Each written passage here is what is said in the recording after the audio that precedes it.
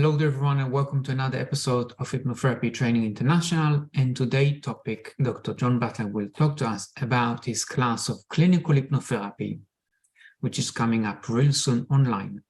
And I picked a particular topic in there that is really interesting, I think, and it's so big and so important and can be so life-changing. So Dr. Butler, creating new emotional and behavioral responses to past traumas and distressing events. So maybe you can tell us a little bit how you can achieve that, how you teach it in the class, and also to add to that is how to avoid common causes of failure in therapy. So these are two very big topics that I'm throwing at you, but if you can discuss them in brief and tell us a little bit about that course that you're running, that would be great. Yes. Thank you for that, those questions. And those topics are covered in the clinical hypnotherapy course. And they, of course, relate to other aspects of our course, of other courses. Because when you're dealing with clinical matters of hypnotherapy, you've got to get to the deeper roots and meaning of the feelings that people have. Otherwise, you may just generate short-term improvements and changes. And then the therapist is flailing around finding one technique after another. And there's a lot of pseudoscience and false claims made about how a technique can change something that's really deeply embedded into the neural pathways and deep in the emotional mind of that person, maybe going back 20, 30 years. So therapy has to be based on sound principles. Our clinical hypnotherapy course is based on over 30 years of teaching this material, and it continues to be developed with the best information that we get from the neural sciences and also what we learn more about therapy as it continues to evolve, and not into just simple fragmentations or superficial developments that really are not new. They're just relabeling of parts of therapy. Now, clinical hypnotherapy is a very advanced form of hypnotherapy. It's advanced therapy of any kind in the psychological fields. It's advanced by any standards is what I mean. And it's really taking all the skills and knowledge of how to use hypnosis to open up the subconscious mind and to deal with the material that's in there. So there's a lot of psychological knowledge, not woolly theory, but based on sound clinical practice and experience and results over the years, the very best of the best knowledge that is then taken into the subconscious to essentially reprogram the mind, which often involves some level of deprogramming to depotentiate, decontaminate old memories from the past. And clients can be very stuck in some cases with this, and the dynamics of change are important to understand. So to answer those questions, I'm just giving you a bit of background here because that puts them in a really proper context. When we are dealing with material that's traumatic or highly sensitizing, it may go back many years into the past and come from early modeling, early programming from parents, from the social group. The family dynamics are very important in that regard, and all forms of therapy have recognized how vulnerable we are in the early ages and stages of life to the programming of those around us, to the authority figures. And with that programming, there's good and bad elements, and later in life we're often struggling with some developmental challenges arising from that, some character weaknesses, under and overcompensations, and things to do with feelings of rejection by parents, parental deprivation, and so on. So the therapist needs knowledge of those aspects of human psychic development, psychology of the mind and personality development. Now, the programming then is going to be very specific once we've uncovered the material that's relevant. It may be a simpler problem, but maybe very deep. And to uncover that properly takes the right kind of knowledge, the right kind of clinical skills, interview skills, and the kinds of questionings that open up the subconscious mind.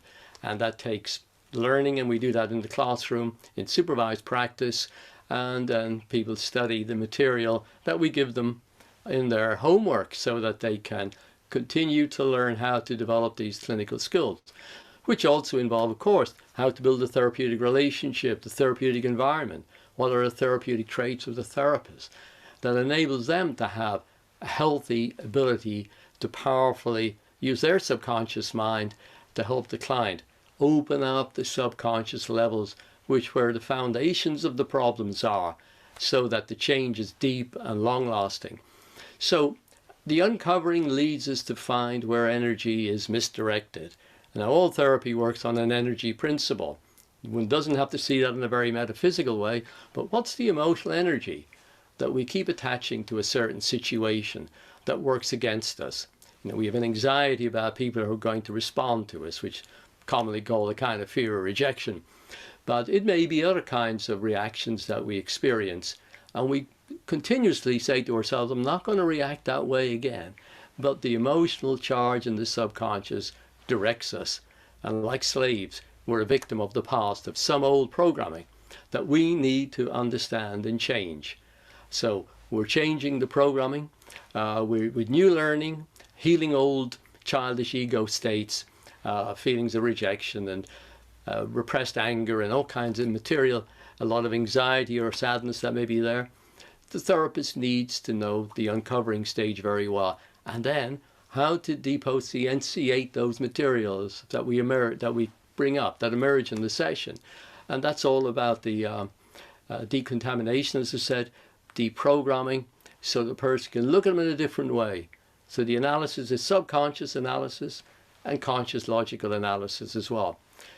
In all of this, there can be struggles with the client as they struggle with the dynamics of change, fear of revelation. There's always the fear of failure and so on that at least is very, very common.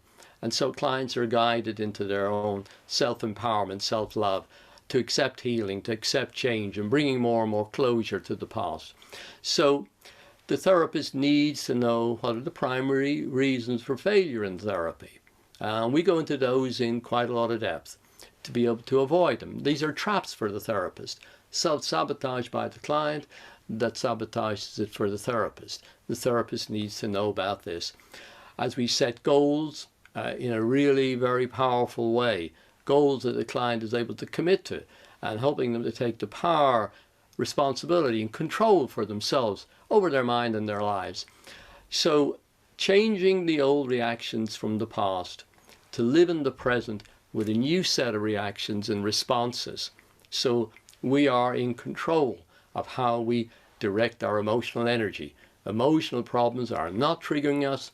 We're not their slave, and we understand them and have changed them from those childish, limited, self-sabotaging, victim kind of positions in our subconscious to a totally different level of thinking and feeling within us as an adult.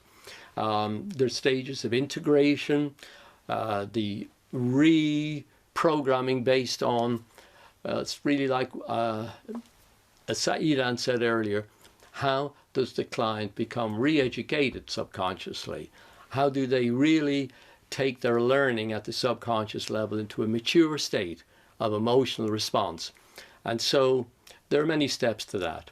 Adding those new perceptions, new awarenesses, understanding the consequences that we've suffered from the past and where that will continue into the future without us taking a full, powerful control over it, which needs, of course, the support of a therapist initially, and then helping the client take the commitment to change seriously, the motivation to change, helping them to really put into practice in their lives, in proper, healthy, self-loving homework, in making changes in every area of their lives where change needs to happen.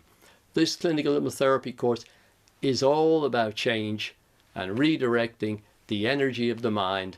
And we call it transforming therapy for short, but I've just given you a little insight into some of the main topics that are covered in that course, and there are many of them in that course that you will learn as a therapist and be developing and learning more about them in the years ahead in practice and becoming a much more powerful and effective therapist with your clients. I look forward to seeing you in one of our courses. Please visit the website. Any questions you have, please get in contact. I look forward to seeing you on one of our courses soon. Thank you very much for listening and watching.